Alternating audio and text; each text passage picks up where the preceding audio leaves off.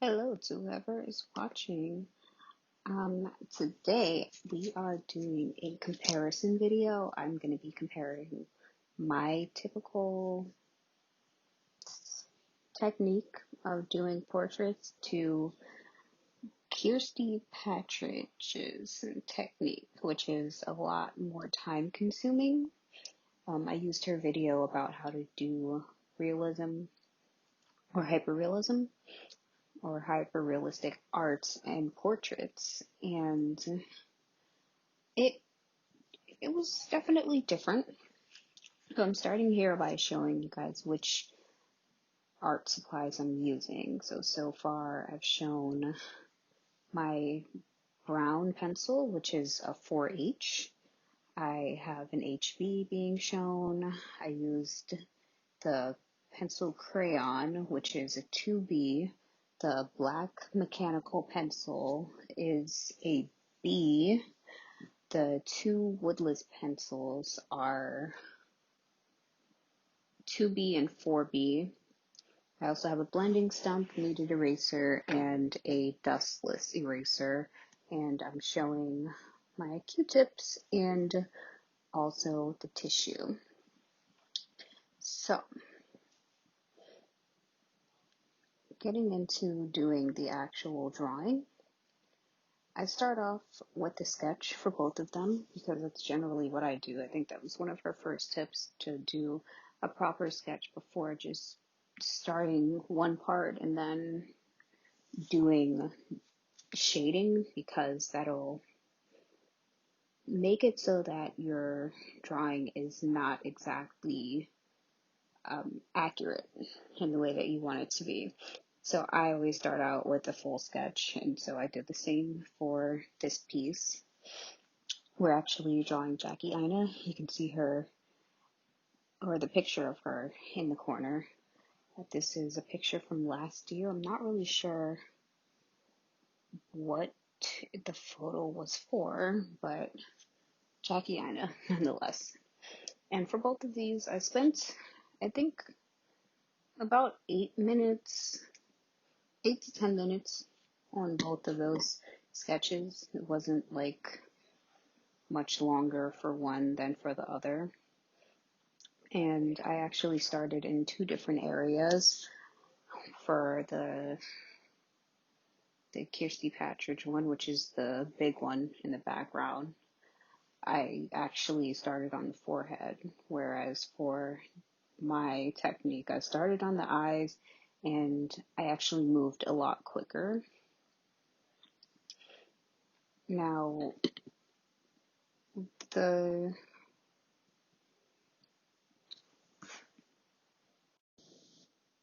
so I made sure that I followed her technique as well as I could. One of the big things was to go section by section, which is something that I generally do, but I also made sure to shade and blend section by section. And I didn't blend with my fingers. Generally, I don't. But as you can see on the top left, I usually don't blend at all. I'm kind of lazy when it comes to graphite. But so I made sure to blend section by section, and I blended using both the tissue and the Q-tip, so that I got a smoother gradient, and took color out using the kneaded eraser. So I also made sure to always start off with the HB or the B pencil. I don't know if I used the HB pencil, but I started off with something that was harder and then moved to something softer. So usually what I was doing was B and then 2B and then 4B. And actually, I think I have 7B. Yeah, so I also would use the 7B for the really dark areas.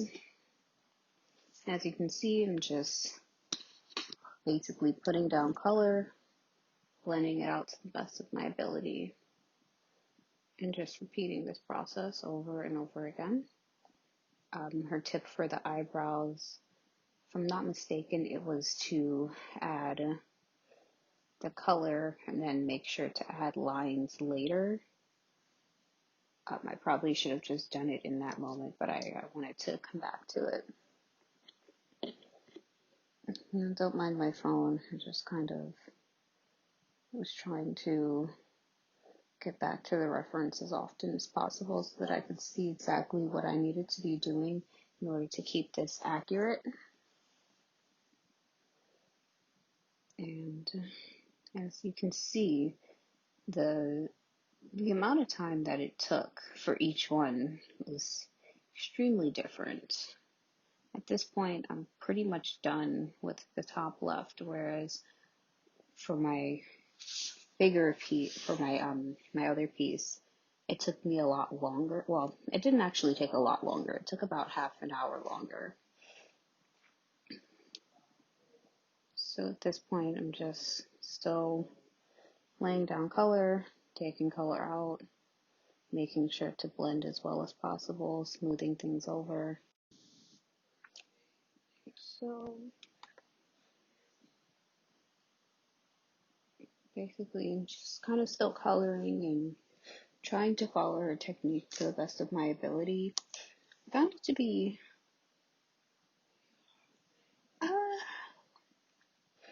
a better way of doing what I generally do.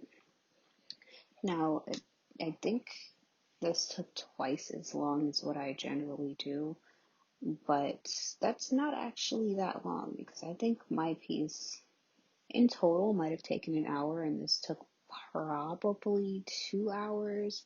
I did have to stop because my light died at one point, and so like that might have had something to do with it. I usually like to sit down and do my drawings just straight through, whereas this one I couldn't.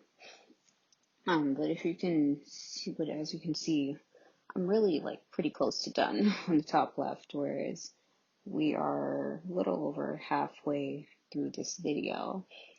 So yeah, I'm just trying to like focus in on the details and be very careful about that for the Kirsty Partridge style.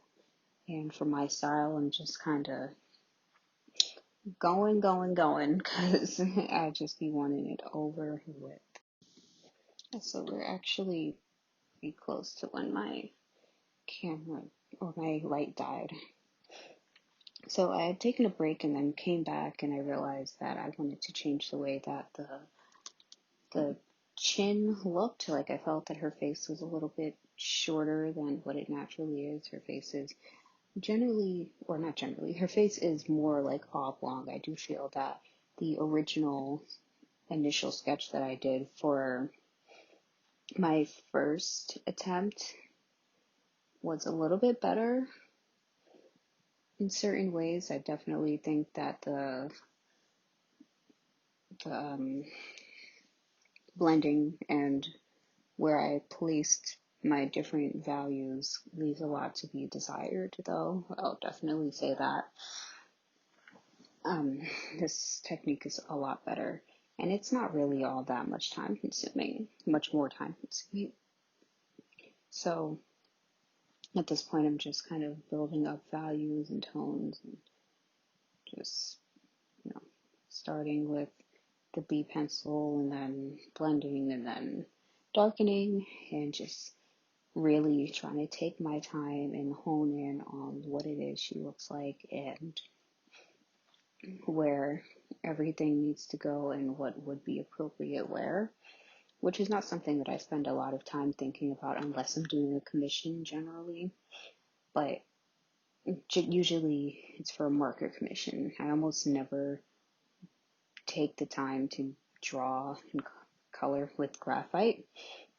The last time I did it actually was in a class over the summer, and it was cool, but most of my sketches look similar to the image you were seeing on the top right and less like this because it was an intro class, and so to tell the truth, I didn't really care too much.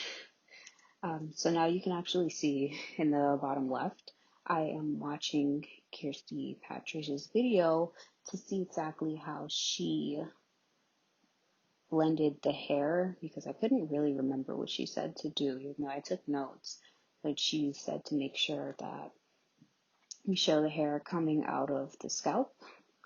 And so I tried to do that and to make sure that the eyebrow hairs did the same.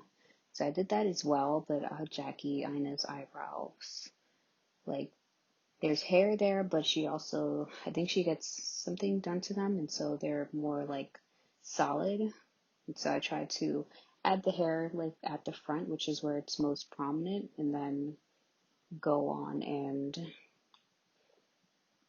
do the,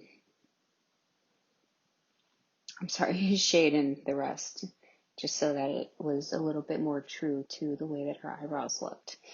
Now, I don't think that I did the hair exactly right. I don't actually remember. And even while I was doing this video, I couldn't remember. She was talking about like working in blocks, but Jackie Aina's hair in this photo is extremely dark almost all the way through. And so I couldn't really figure out how I was supposed to do it. And so I just kind of did my best to fill in the area, but to also make sure that I preserved like what was actually hair. You know, like the strands that could be seen, I tried to make sure that those were still present. And so I did kind of like a lay color and then blend the color out sort of technique, which I think worked well enough. Like, it didn't look any less attractive, I guess, than the rest of the portrait. And so you can see me still doing that on the other side. She did say to make sure to not really just block in color, but I found that blocking in the color was actually a helpful and useful technique, because I was able to just, fill up the space more quickly and add in like the lines where they needed to be. Like, a lot of her hair was just very dark, so I was able to add the darkness and then go over it with more detail. And then, as you could see, I just erased in some more details.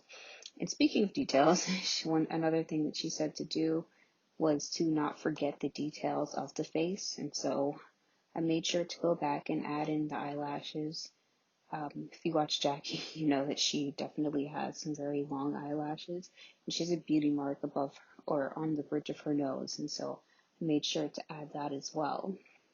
I also wanted to darken up some of the highlight a little bit, and there was a really dark spot like on her cheek, and I wanted to include that just to make this as accurate as possible. And basically, that was it. So thank you for watching my video. I hope that you learned something, and I'm going to link her video, Kirsty Partridge's video, below. And I hope that you learned something. Have a great day.